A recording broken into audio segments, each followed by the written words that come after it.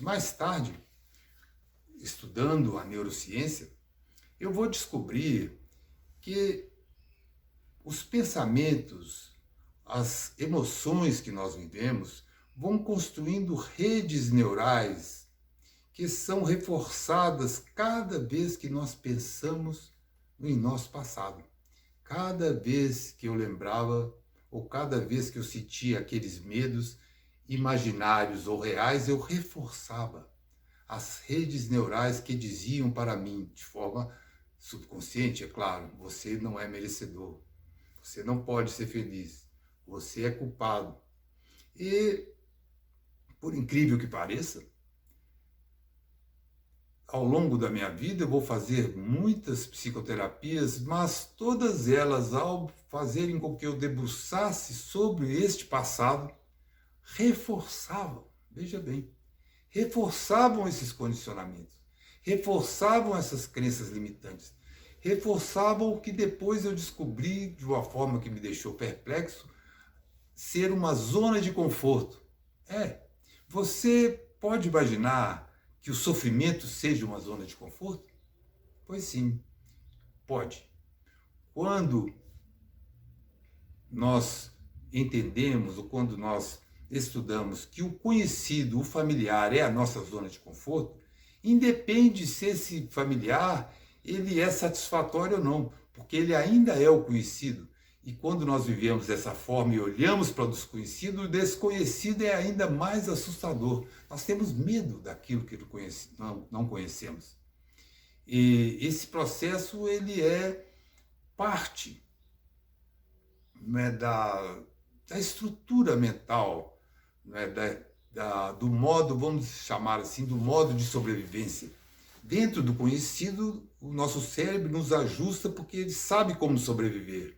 O nosso sistema nervoso autônomo, ou seja, aquele que atua sem a necessidade de que nós pensemos nele, ele só visa uma coisa, a nossa sobrevivência.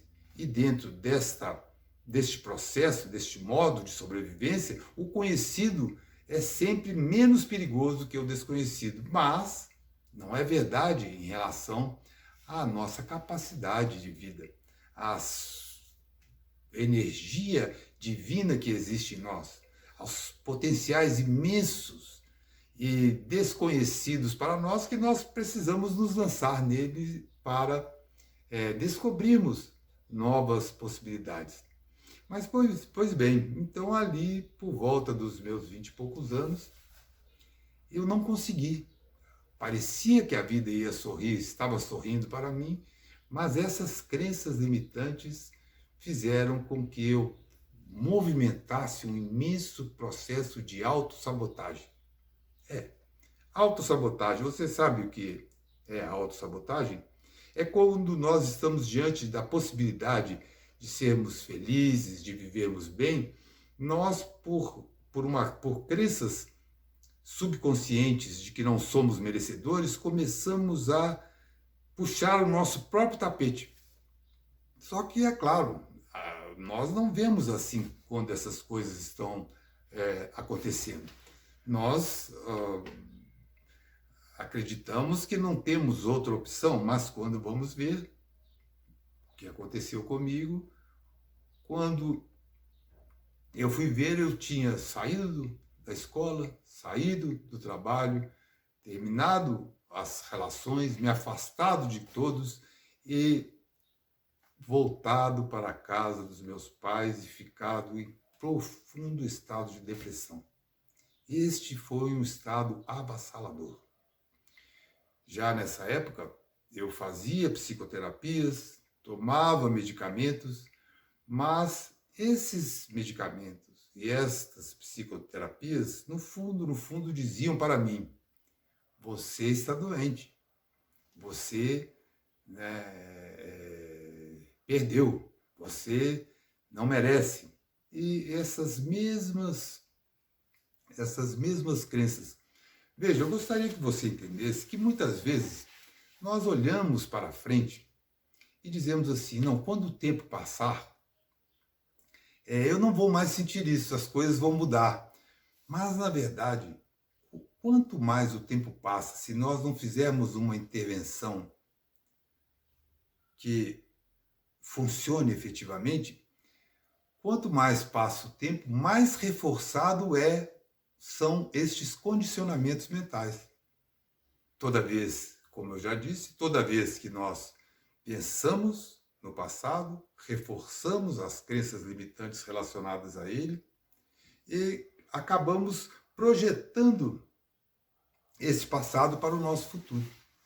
E assim encontramos no nosso futuro mais do nosso passado. Então, neste período, foi um período de grande sofrimento, de grandes dores. Eu fiquei mais de 1 ano de cama, tomando remédios muito fortes.